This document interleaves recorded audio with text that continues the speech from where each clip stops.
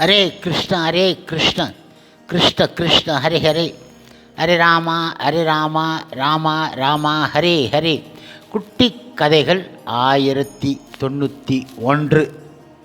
இங்கு மன்னராக இருக்கும் ஒரு பக்தரின் கதை காண்போம்.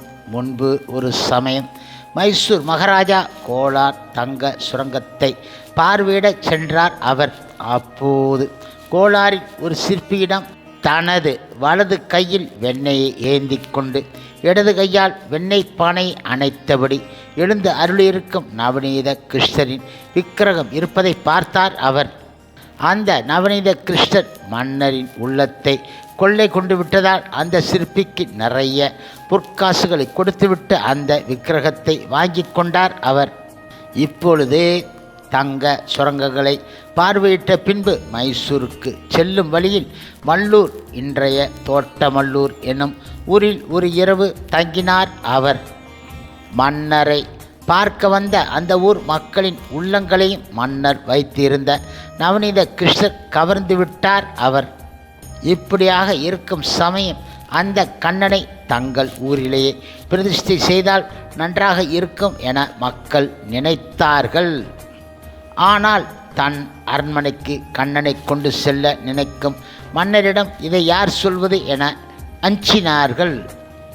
அந்த ஊரில் இருந்த ஒரு பண்டிதர், மக்களே, இந்த கண்ணனை நம்பாதீர்கள், இவன் தன்னை நம்புபவர்களை எல்லாம் ஏமாற்றி விடுவான். கோபிகளின் உள்ளத்தில் காதலை உண்டாக்கிய அவன் அவர்களை விட்டுவிட்டு ஆயர்பாடியில் இருந்து மதுராவுக்கு சென்று விட்டான். அதற்கு பின்பு கோபிகளை எட்டிக்கூட பார்க்க கிடையாது. அதுபோன்று விவசாயிகளான நாம் உள்ளத்தை மிக மிக கவர்ந்துவிட்டு நம்மோடு இல்லாமல் மன்னருடன் அரண்மனைக்கு சென்று விடுவான். ஆகையால் இவனை நம்பாதீர்கள் என்றார் அவர். அடுத்த நாள் மாலை மன்னர் மைசூருக்கு புறப்படும் போது நவநீத கிருஷ்ணரை ஒரு சந்தன பெட்டிக்குள் வைத்து பாதுகாப்பாக கொண்டு செல்ல திட்டம் இட்டு இருந்தார் அவர். ஆனால் அந்த சந்தன பெட்டியை யாராலும் தூக்க முடியவில்லை. அத்தனை காவலாளிகளோடு மைசூர் மகாராஜாவும் சேர்ந்து தூக்கி பார்த்தார். அவராலும் மற்றவர்களாலும் அதை நகர்த்தக்கூட முடியவில்லை. அப்போது வானில் இருந்து ஒரு அசரீரி கேட்டது. என்மேல் மிகுந்த அன்பு வைத்திருக்கும் இந்த ஊர் மக்களுக்கு அருள் புரிவதற்காக நான் இங்கே தங்குவதென முடிவு செய்துவிட்டேன் என குரல் கேட்டது. இப்பொழுது மன்னர் கேட்டார், அப்படியாயின் உன் அருள் எனக்கு கிடைக்காதா? என் அரண்மனைக்கு நீ வரமாட்டாயா என புலம்பி அழுதார் மன்னர். அப்போது அங்கே ஒரு பிச்சைக்காரன் வந்து சேர்ந்தான். முழுமுதற் கடவுள் மற்றும் பரமபுருஷ பகவான் ஸ்ரீ கிருஷ்ணன் தூய பக்தரான மன்னர் இடம் கூறினான் அவன். கண்ணனுக்கு முன் நீங்களும் ஒரு பிச்சைக்காரர் தான்.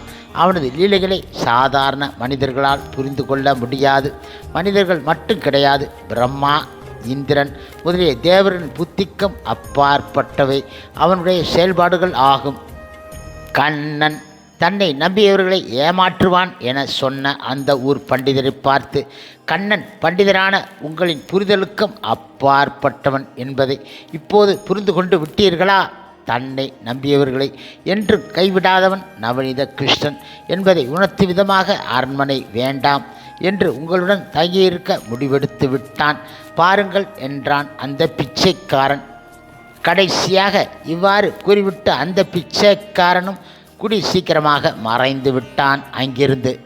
இப்பொழுது நவநீத கிருஷ்ணரை மல்லூரில் இருக்கும் அப்புறமேய பெருமாள் கோவிலில் மன்னர் பிரதிஷ்டை செய்துவிட்டார் அவர். அந்த நவநீத கிருஷ்ணரை குறித்துத்தான் புரந்தரதாசர் ஜகத் தோத்ரனா என்ற புகழ்பெற்ற பாடலை பாடினார். இன்றும் பெங்களூர் மைசூர் சாலையில் அமைந்திருக்கும் மல்லூர் கோவிலில் உள்ள அந்த நவநீத கிருஷ்ணரை வந்து தரிசிக்கும் தம்பதிகளுக்கு விரைவில் குழந்தை பாக்கியம் கிட்டுகின்றது என கூறுகின்றார்கள் மக்கள். ஹரே கிருஷ்ணா ஹரே கிருஷ்ணா கிருஷ்ணா கிருஷ்ணா ஹரே ஹரே, ஹரே ராமா ராமா ராமா ஹரே ஹரே. சில பிரபுபாதரின் சேவையில் இஸ்கான் பக்தர்கள்